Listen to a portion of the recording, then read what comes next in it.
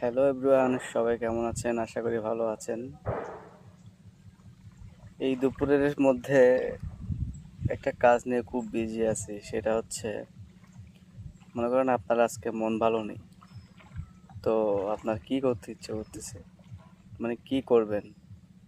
তো আমার মন যখন ভালো না থাকে, তখন আমি এই কাজটাই করি। আশা করি সবাই দেখতে পারবেন।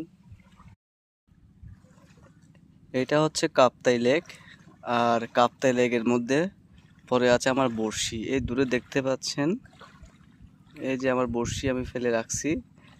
এটা হচ্ছে আমার মন ভালো রাখার একটা জিনিস, যে আমার যখন ইচ্ছা হয় তখন আমি এখানে এসে বড়শি ফেলে রাখি। মাছ খাক কিংবা না খাক, সে বিষয়ে কোনো আমার মাথা ব্যথা নেই।